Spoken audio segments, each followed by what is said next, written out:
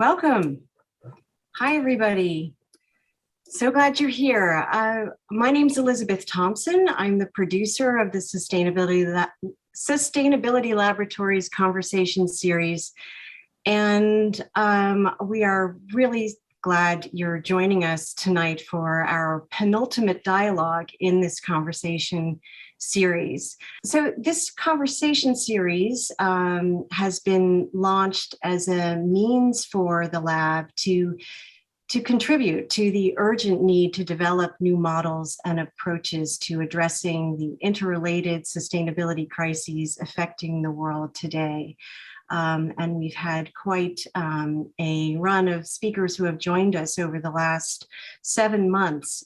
All of those talks are archived on the lab's website. So if you missed any of them, please be sure to check them out. They're really quite something. Tonight, we shall focus on urbanization and sustainability in conversation with the remarkable Jonathan Rose. We'll be hearing a bit from Jonathan about his background and journey at the beginning of the dialogue with Michael. So I just want to say here that it really is a pleasure to introduce you to a really true pioneer. Jonathan's award-winning work in business, public policy, and the not-for-profit realms all focus on creating a more environmentally, socially, and economically responsible world. His thought leadership and generosity has supported, nurtured, and influenced many, many people in the New York City region and well beyond. And I certainly count myself among those who've been fortunate to participate in some of those worlds. Lastly, I just want to tell you that his widely praised book, The Well-Tempered City, is absolutely wonderful. And I just highly recommend that all of you, if you haven't already read it, please order it and avail yourself of all of its wisdom. And we'll be hearing some of it from Jonathan tonight. We couldn't be more honored and delighted that he's joined us here this evening. So thank you so much, Jonathan. Last thing before we get started with our conversation, we're going to watch a very short, about 2-minute video about the Sustainability Lab to introduce you to its work.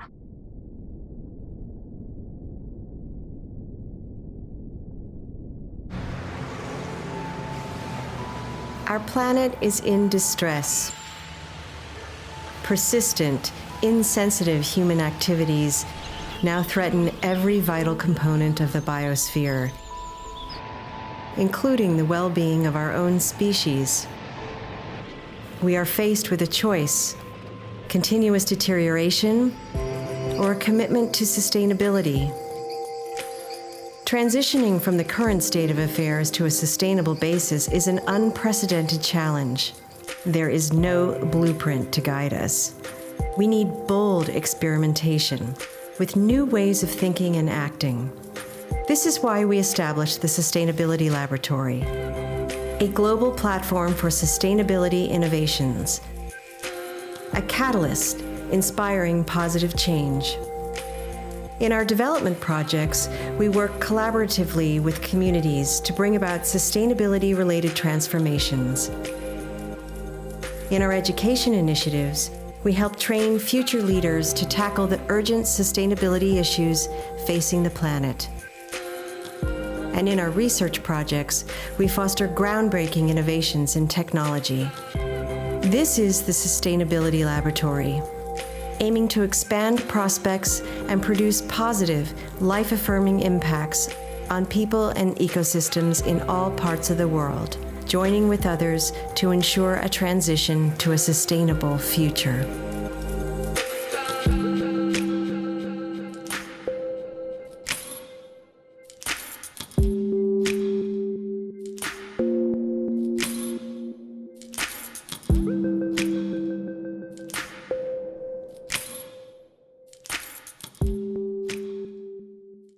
Thank you all for joining us this evening. Today's topic of urbanization and sustainability is really of special significance.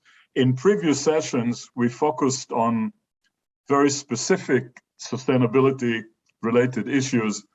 We talked about climate change, biodiversity, desertification, and so on, the topic of urbanization and sustainability is somewhat different. It is vast. It's really touching on all aspects of the human experience.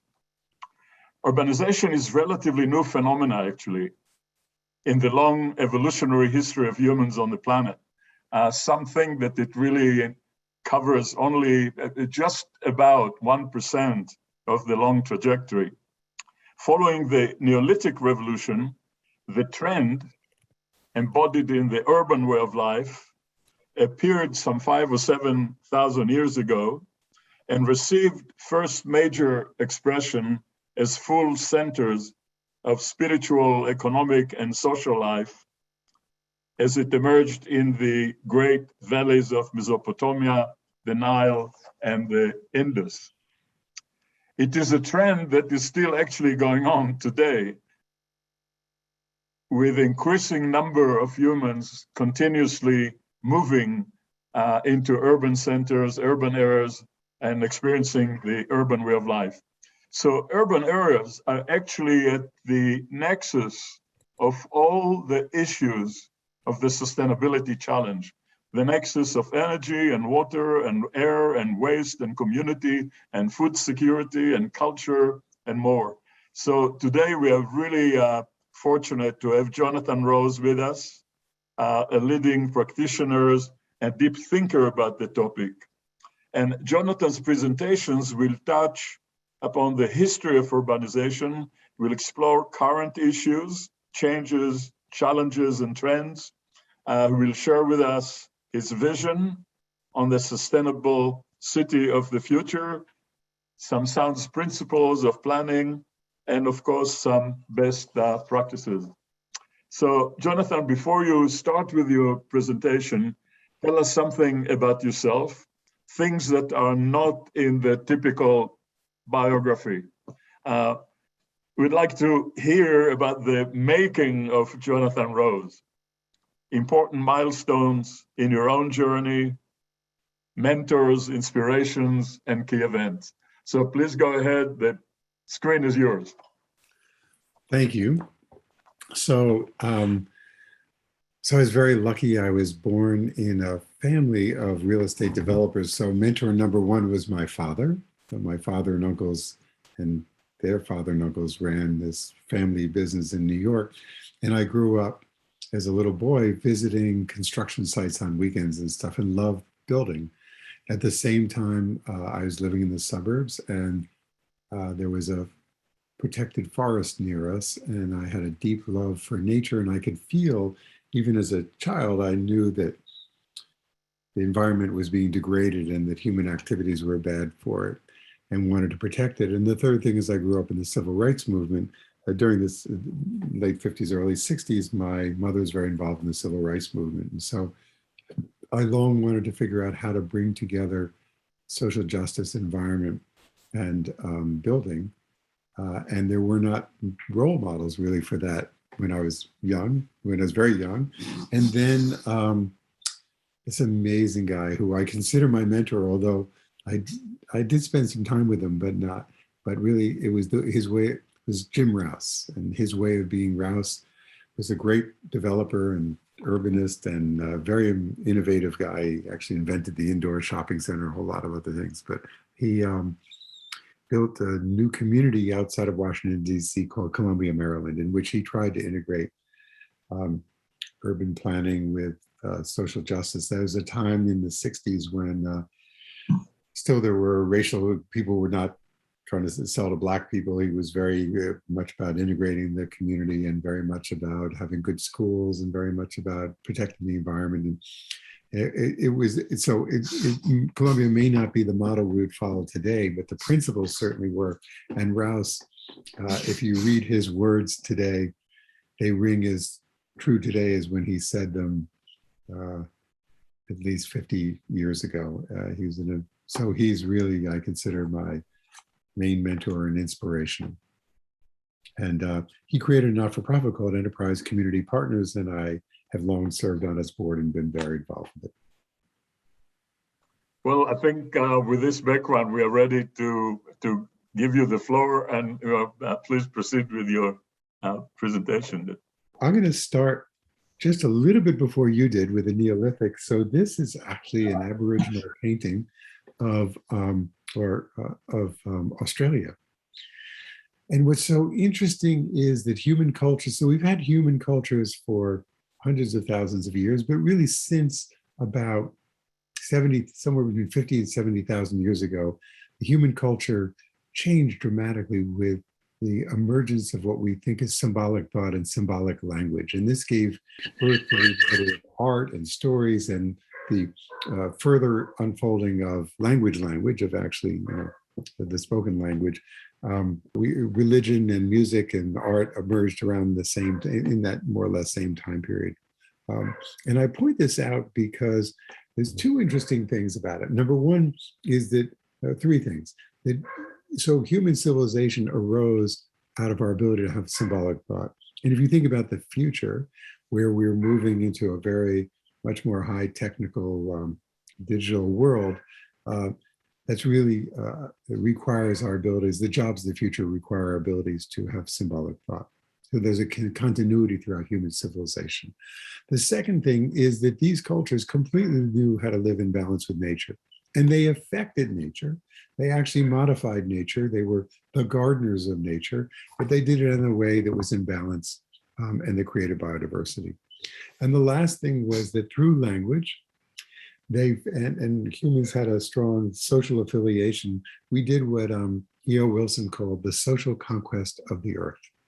And the social conquest of the earth meant that by acting in groups and teams, we could capture bigger food, we could distribute tasks of hunting and gathering, etc. And he says that's really what made us the dominant species on the earth. And each of those characteristics are actually ones that I think are key towards our sustainable future. Just a second, this is, okay. So this is the oldest building that we know in the world. There may very well be older, whoops, that just went backwards. So there may be older ones, but this is about 12,000 years ago. It's called Göbekli Tepe. It is in southern Turkey, and it's an incredible temple. Now, remember at this time, people have been living in caves. We think they may have had thatched huts, but literally nowhere in the world have we found any other buildings. And this first building was actually quite large. It had these huge stones that were carved with half man, half beast images that took at least 500 people to carry them from where they were quarried, like 20 miles away or something, to this site. We can tell by the remains that there were incredible rituals. And what was extraordinary is the people here said this was created to celebrate the fact that it was the birthplace of, it would be the future birthplace of agriculture. Agriculture didn't exist back then, but emerged about 2,000 years later. And when you trace back the seeds that gave birth, the emmer wheats and the barleys, and et cetera, that gave birth to Mesopotamian agriculture, they come from 20 miles to this spot. So there's a lesson in this, in that the archaeologists who discovered this said, first came the temple, then came the city. And in every ancient civilization, if you dig down to the deepest level, there was a sacred spot and a temple. And I say this because, again, in learning from history, in many ways, we've made consumption. If you look at the heart of our cities today, they're the shopping centers. But we've made consumption the heart of our cities and therefore of our culture and our cultural imagination. And I deeply believe that we need to bring spirituality, and in this case, and in many of the ancient cases, it's really a sense to understand the true nature of the universe and of the evolution of the universe and map it back on Earth. That's what sacred buildings did and sacred practices. And my sense is that's a key to, it was a key to the success of indigenous cultures, and that is a missing key to the success to our pathway to sustainability. And so although we need technology, we need the many things that solar power and better insulation, a bunch of things, that if we don't have a more integrated, holistic reciprocal mindset, we'll never be able to achieve these other things. As villages began and agriculture began, they were differentiated. So we were growing figs in one place and olive oils in another place, and goats in one place and sheep in another. So what happened is you end up having trade. And if you think about it, you can't, if everybody's growing exactly the same thing, there's no point in trade. So trade and the emergence of civilization required these two things: vast differentiation and then interconnectivity. And it is the balance between the growth of both of those things that led to what was called by archaeologists an interaction sphere. And this was about a 1,500-mile distance in which they were mining copper and alabaster and bitumen and shells and gold and silver and lapis and trading those along with all the different foodstuffs, etc. And that became the economic system that began to bring economic energy into complexity. So you got differentiation, connection, and complexity. And these are really core aspects of the growth of cities. And I deeply believe in localization, but I also believe in globalization. And when you look today at the movements across the world for people to, not the healthy kind of regenerative localized, but the political isolationism, I think that isolationism goes against the grain of growing civilizations. This led then to the first great city, which was called Uruk. And back then, this is in the Pergamon Museum in Berlin. The left side is the chaos monster, and the right is the sun god. The sun god represents control. The chaos monster represents chaos. And great cities are this balance between them. When they're overly controlled, they become fundamentalist or too rigid. And when they're overly anarchistic or chaotic, they are uncontrollable. So the vitality of the city actually emerges from the balance between these two.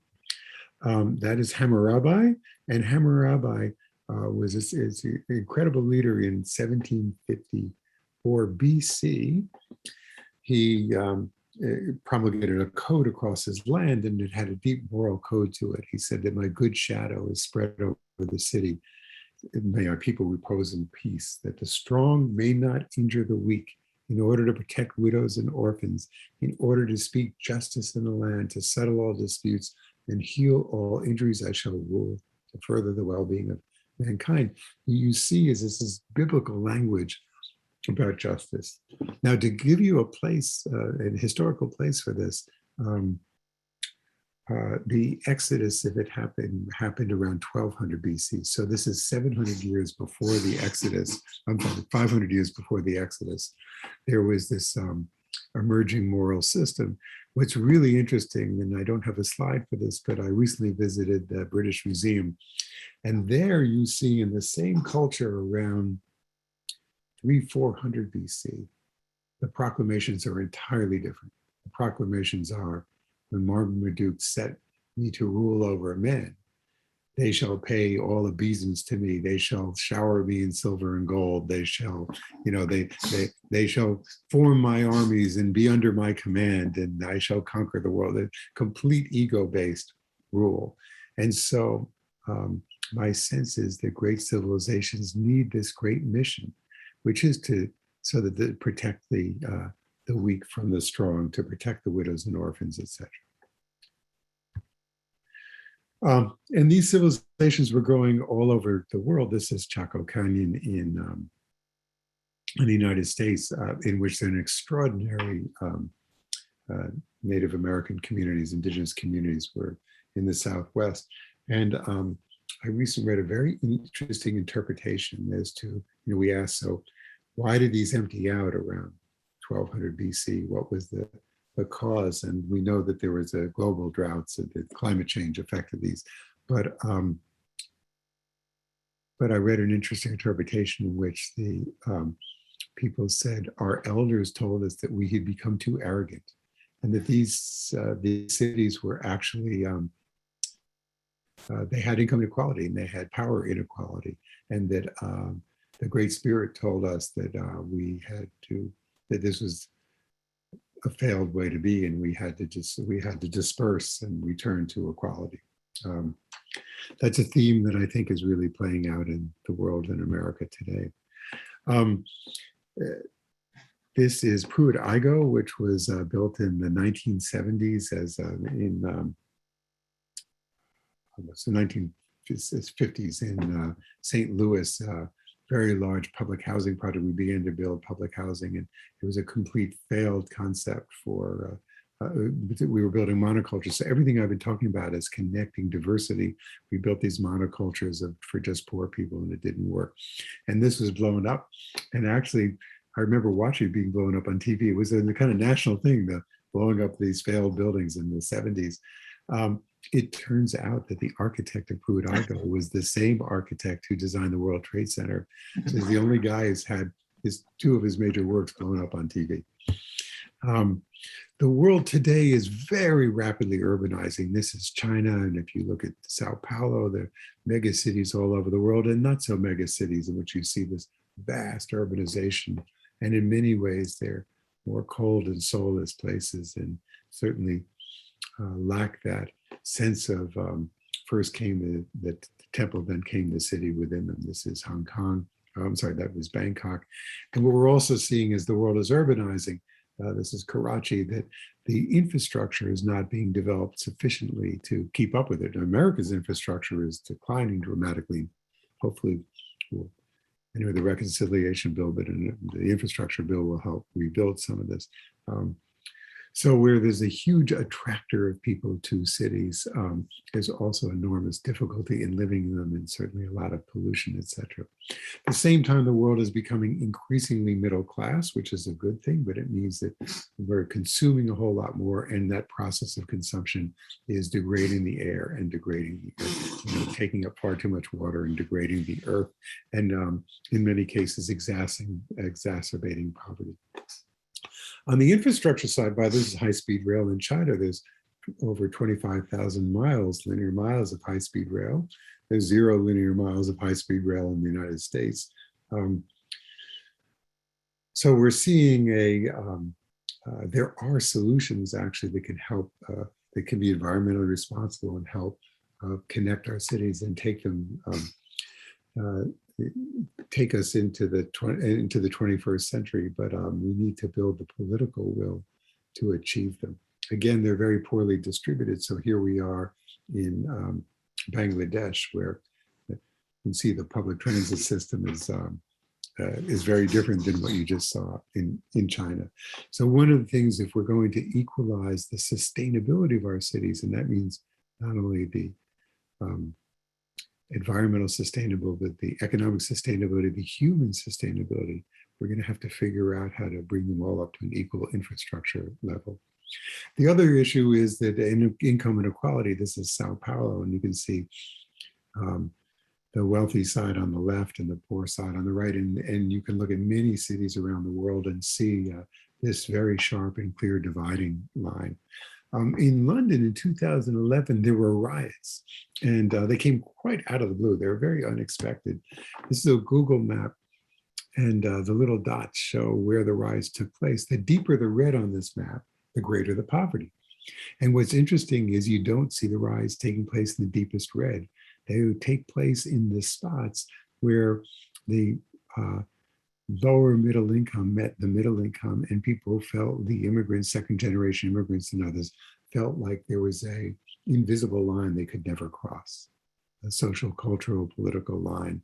And it was that pent up frustration that led to the riots. And that pent up frustration is one that is certainly, I think, undermining a lot of the political division in the United States, and will never get to sustainability until we figure out how to equalize this opportunity. At the same time, we were automating rapidly. This is the car factory, and there's 2 people in this photo. And so the jobs of the 20th century are going to be disappearing. The jobs of the 21st century, as I said, really are going to be grounded in symbolic thought. This is a map of intergenerational poverty. So the deeper the red, the less a chance you have, if your parents are poor, of reaching the middle class or better. If you were born in 1940 due to a whole series of factors, and you turned 26 in 1966, and you were born in a bottom quartile family of any race, there was a 90% chance that you would be doing better than your low-income parents by the time you were 26. If you were born in 1990 and turned 26 in 2016, and you were born in a bottom quartile family, there was a 70% chance that you would be doing worse than your low-income parents. And the deeper the red on this map, the worse you would do. So we have, more of this talk will be about ecological sustainability, but if we do not solve this problem of social sustainability and social equality, which I will talk about more about some solutions later, I deeply believe they are entwined and come hand in hand. I was mentioning some earlier in this call. The Garrison Institute, which co-create, has a program called Pathways to Planetary Health. We believe that the solutions to the sustainability challenge are half Earth, E.O. Wilson's idea that we have to preserve half the Earth and its biodiversity for biodiversity to survive, ecological civilization, everything we build, buy, make, energy, materials, all that, everything that humans do has to be done from an ecological framework. Regenerative economy, we need to create an economic system that fosters the regeneration versus the degeneration of human and social and ecological systems. And pervasive altruism, or the common good. If we don't have an ethos of the common good, we will never achieve the others. It is the ethos of self that is in many ways that is undermining the sustainability of the world. So Michael asked me to talk about a planning paradigm for this. So I take my planning paradigm from an ecological paradigm. So what's really interesting is if you look at the, you've probably heard that in life that, that for example, frogs have 90% of the DNA of the human beings and banana trees share 50% of the DNA of a human being. So why is that? It turns out that all of life, has, partakes in a system called it's the metagenomics, actually. It's this genomic system that ties us all together. And that's why, by the way, that, trees breathe in carbon dioxide and out oxygen. We breathe in oxygen and out carbon dioxide. And it all fits together magnificently because for many different aspects to evolution, but one piece is this genomic information system that ties it all together. That, by the way, is affected by epigenetics, which is a feedback loop. That affects the proteome. Think of that as all the protein that we're building blocks that we're made out of. And the metabolomics is our metabolism. And those all are in a system. So if that's the way nature works, then that's the way our cities should be planned and work. So I say if the metagenomics is our master plans, our building, our zoning codes, the epigenetics are feedback, the proteome is the building materials, the infrastructure, the physical stuff we do, the metabolomics are the material energy systems, then what does that look like? So my sense for city planning is first, we need a vision. And so many of our cities around the world, and definitely in America, have no vision. They have no idea where they're going. So if we really want to eliminate fossil fuels, if we really want to create a fair and just society, if we really want an extraordinary school system, we're never going to achieve that in the 4-year term of a mayor. But if a city could say, this is what we want to achieve in by 2050, in 30 years, and lay out a step-by-step then plan to pull off that vision, there's a tremendous amount of things that have been done in 30 years when you move step by step. We need then to turn that plan into data points, community health indicators. I'll show you that in a minute. And then use the tools that cities have of regulation, investment, incentive, business, and research, and use all that to try and achieve the vision, measure the outcomes, compare our goals, and to the extent that we're achieving, keep investing. To the extent we're off, change. So that's how real life systems evolve, and that's how we need to evolve our cities. So community-based planning is a key foundation of it. This is a vision, by the way, that the people of Portland did in 2003. By the way, it's almost never led by a city. Now, Boston did a very good plan, but typically these vision plans are done by independent institutes. This was done by the Portland Sustainability Institute. And they said, we want denser buildings. For them, that's a denser building. We want our buildings to be green. It has solar in the wall and wind on the roof. Neither of those things actually work very well, but they symbolize what they wanted. They have, in this, light rail, bicycles, people walking, a hybrid car, and bus for mass transit. So they were symbolizing the multiple modes of transit they want. Next to the density on the right, there's a park on the left. There's Oregon-grown food in the foreground. There's a little child showing that they want a family-friendly community. They create a vision. I mean, there's a 100-page report that goes behind this, but that expresses what they wanted to become. And we need to do that too. This is a vision that some people created for London. And what's interesting is when you look at these visions, they all have a common element. They're much more dense. They have connected transportation systems, and they're very green. They have lots and lots of nature. And we think of that as a conundrum, but in fact, what we're going to see in Singapore and others is that they've actually figured the greater you do density, the more you can create walkability, the more you can use mass transit, the less you need roads, and the more you can weave fabrics of nature through a city. This is a sustainability index from Santa Monica. And this, they had all these community meetings. They asked people what mattered. And so you'll see things like increase in bus ridership and bicycle lanes and water use versus imported water and ecological footprint, green construction, participate in civic affairs, volunteering, student suspension rate, advanced placement courses with students receiving a passing grade. They took all these factors. You can take hundreds of factors, and then you use those to define your vision. And now we have, with big data, we can so easily track how are we doing in achieving these factors. And we can then, remember I was talking about the epigenetics, the feedback, we can actually adjust our plans. So, and we can also do something called future casting. This is a company called Urban Footprint that does this. So you can kind of say, you can run scenario planning analysis and say, okay, if my goal is to improve my schools and improve my air quality and do this and create more parks and open space, more social justice, here are my main goals. And you can run all these alternatives and it'll tell you which one is most likely to achieve the best scores in one area. Or it may say, we can really improve your air quality this way, but your water quality is going to suffer if we just over concentrate on that or whatever. And you can make decisions. So if you future cast like this, and then measure real time what's actually happening, you can create feedback loops. We don't do that. We create master plans or zoning codes, and they're fixed for 20 years or 30 years. We set these policies and they're rigid. We create these funding plans and we create these federal agencies and they stick around forever. So we really need to move to a much more dynamic process for planning and for execution, for regulation, for funding.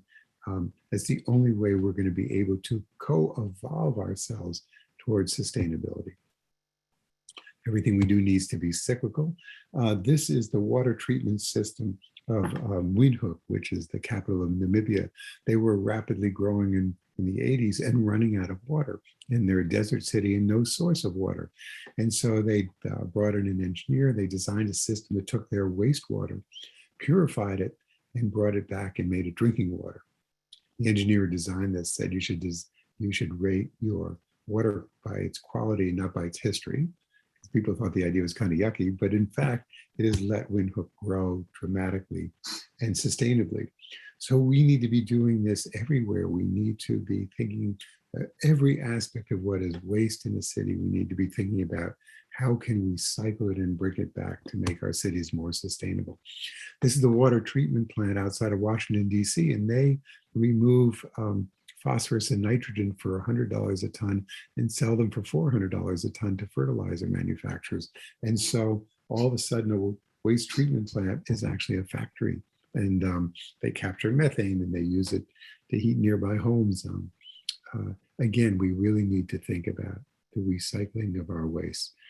We need to build greener. This is a project our company built called Via Verde in the South Bronx. We built it in partnership with amazing not-for-profit called Phipps Housing. It has a lot of passive techniques. So these are highly insulated panels, the wall system, and sun shading, a whole series of community gardens within it. This is an orchard and this is a garden, and we compost food waste here for the gardens, and we in the back is capturing rainwater, purifying it, and using it.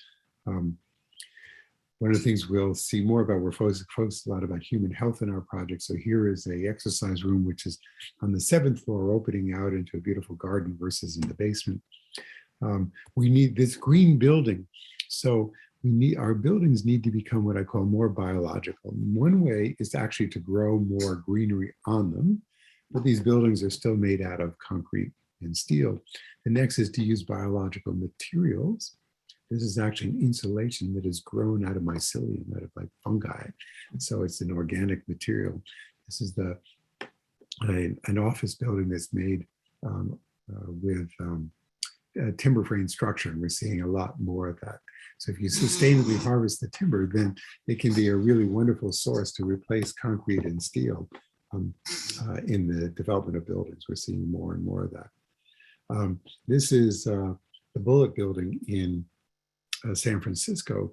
This building actually generates more electricity than it uses. It's a very energy efficient building. And then that large hat captures solar, and it also captures rainwater, uses it for its bathrooms, and then cleans it in the basement, but it can't recycle it. So what's interesting is that the utility won't allow them to sell their excess solar back to the grid, and the water utility won't let them sell their purified water back to the water system. But imagine if we have centralized systems, we need distributed systems. Again, the way nature works, that trees do this amazing job of not only photosynthesizing, creating energy, but then sharing it with amongst their roots so that the stronger ones can support the weaker ones. So imagine if we recreated these networks where we're recycling energy and heat and water within neighborhoods from multiple sources, photovoltaic and wind and on-site power generation, biodigestion, and cogeneration. You still would need a grid and grid power, but you could, these systems are twice as efficient as the current big power plant somewhere else. This line losses getting the energy into a building. So again, it's about thinking as systems. This is Singapore, which I told you I was going to show you about. So now they require all new buildings to be over 50 stories tall, mixed use and mixed race to help solve racial tensions. And what this has allowed them to do is, as they create greater density, they can actually eliminate roads and some other spots and actually bring back biodiversity. So the city is actually, as it's becoming taller and denser on one hand, it's become dramatically greener and more biodiverse on another hand. This is a plan for the Champs-Élysées in Paris, which is to green it. So we're seeing all over the world plans to take cities and bring back nature to them. That's something that humans love. The areas with trees have lower temperatures. The trees absorb particulates that are part of pollution. It's a complete win-win strategy for cities. And this is a strategy for New York City to create a whole resilient park network that is actually a berm also and would help prevent future Hurricane Sandys. So the last part I want to talk to you about is what we call creating communities of opportunity. And that is, how do we take these ideas and now turn them as part of social systems? And we know that that jobs and affordable housing, education, healthcare, a whole series of things that are necessary are actually called the social determinants of health to create healthy social systems that create the opportunity that neighborhoods need. This is an example. It's a project we're building in East Harlem with a partner, L&M Partners and Acacia Network. And This is the largest passive house project being built in the Americas. Passive house is a system in which buildings are super insulated, triple glazed and very highly insulated. And so they will use about 30% of the energy of a normal building. And then this project has a mix of incomes ranging from formerly homeless to middle income. It has a 60,000 square foot charter school with a Harlem Children's Zone, has 12,000 square feet leased to Union Settlement House, which will bring senior services and after school education for kids and job training programs, and a whole variety of things. The Koch Network is building an arts program. It has 4 community gardens. And remember I said we need to bring a spirituality back into our cities. And so the whole thing has been designed in Fibonacci proportions, which are the proportions of nature. It has this beautiful pathway through it that follows an old Lenape Indian trail. And in that, we're creating these incredible gardens that have all kinds of things, places for kids to explore, food gardens, a science garden that takes a map of the stars above and brings it in LED lights below, an amphitheater, and many other ways to try and bring nature and knowledge and socialization into the heart of the city. I had a lot more I was going to show, but you know what? I'm gonna end all this because I'd love to go to your questions. You know what? I'm going to end on this. So all right. This is the Sagrada Familia, which is this incredible cathedral designed by Gaudi that is completely made on the patterns of nature. It's the most inspirational place. So I ask you, think about the buildings you're in now and the buildings you spend most of your time in, and do they look like this? This is the ceiling. Are they inspirational? This building should last for hundreds. Are they worthy of being around for 500 years? Do they reflect, do they bring the wisdom of the universe to the places where we are? And that's what we need to be building. Thank you, Jonathan. That was really a thought-provoking, beautiful presentation. I have one question before we turn to maybe a couple of questions. You know, from a design point of view, you can have 2 kind of situations where you are asked to design from zero a sustainable city. You got the tabula rasa and show me what the sustainable city is, perhaps something like Masdar or something like that. And yet you have a different situation, which is another kind of design challenge of taking some of the large, messy urban areas around the world and trying to retrofit them, make them sustainable. Now, when you look at that, there is a tremendous kind of conflict between the requirement of holistic thinking, large scale, being able to deal with time, as you mentioned yourself earlier, time dimension that goes beyond the current administration. You have to deal with jurisdictional separation and so forth. And all of those, to put it in a different way, are blocks, things that block us from realizing, if you like, the sustainable city in the future, other than in bits and pieces here and there. So how do you see this challenge, and how do you see going around it, or not around it, how to break through it? So there are 2 challenges. I mean, again, I think that a compelling vision is necessary. Without that and a plan, you don't get anywhere. And then, you know, absolutely, by the way, the embodied energy, for every reason we need to be redeveloping our existing cities. And I haven't seen these planned cities of the future I have to admit, I haven't visited them. I've just read about them, and they have not blown me away with as extraordinary places. I probably should try and figure out how to visit them, but because I'm really committed to the existing cities, and you know, it's bit by bit. But you get it. If we started now, bit by bit, in 30 years, we create a lot. There's some incredible stories of restoration. So in Seoul, the capital of South Korea, there was a river that flowed through it that essentially was turned into a sewer system and then capped by a highway. And just, you know, and they took the highway off and restored the river, and then it's now this incredible sanctuary of biodiversity. It has all these birds and species in it, and it spurred all this economic development because it was a sewer. It was a kind of mediocre neighborhood. They treated it as a sewer. Nobody wanted to live near it, so it was a mediocre neighborhood. All of a sudden, it's the hip place to be, and so we can. You start somewhere in cities, or you start in lots of places. And one of the questions I see, by the way, is about co-creation, and absolutely you co-create with residents. There's all kinds of tiny, things that can be done with neighbors and bigger things that can be done with neighborhoods. You have to work at all kinds of levels. And obviously you want to, so for example, it's very hard to take the old utility systems and make new utility systems out of them.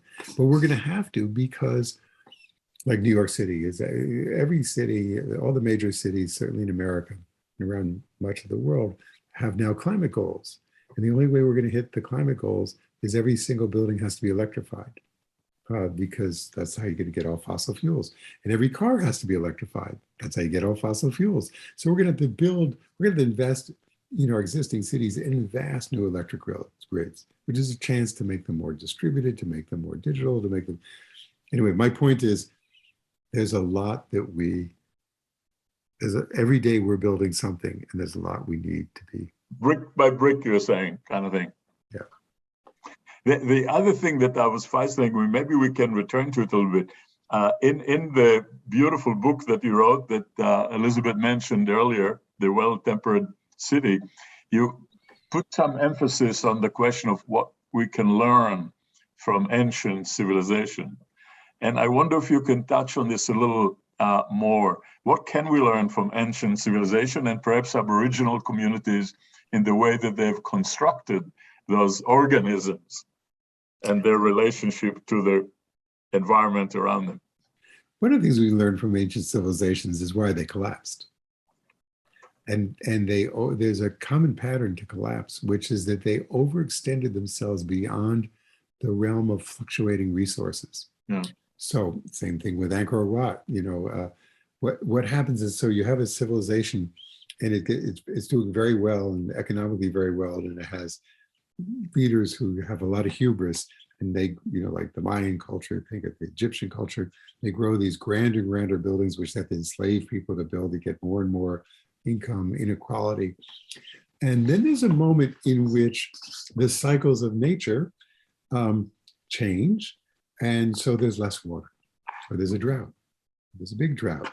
And all of a sudden, when there are fewer resources, if you have a tremendous income inequality and the wealthy allocate the resources to themselves, ultimately the abused people revolt. And we see this because many of these cities, you see, they end in fire, or they end in a destruction, or they end in intergenerated conflict. There's a really important lesson in that about the importance of equitable distribution, but also not over-designing. So, yeah. For example, Sao Paulo went down to 8 days of water, and I believe Atlanta went down to about 40 days of water in its reservoirs at some point. So you have to recognize there's going to be this climate change. There's going to be, so we can't be living at the edge of our capacities. We actually be living within we have to be creating safer and safer bounds with our capacities. That's an important lesson from. One example that always fascinated me are the Nabatean cities in the Negev desert in Israel, where water is obviously an issue, and where you find a whole city built of stone, of course, designed in a way that it captures every drop of water when there was rain and channel it into one central reservoir. Right. So all the roofs were at an angle, so that all the water from the rain fell into the street. All the streets were kind of sloping down towards a few centers where you had gigantic water holes built. to catch up every drop that came. So it was always, it looked to me like a great expression of that, I don't know how to call it, natural, organic connection to the dynamics of the context in where you live. And that has to be manifest in many other dimensions as well. Jonathan, thank you so much. It was really great. We really appreciate you taking the time and joining with us on this. And we hope to stay in touch in the future. Thank you, Michael. And also thank you so much for the work the Sustainability Lab does. You are an important part of the ecosystem of solutions.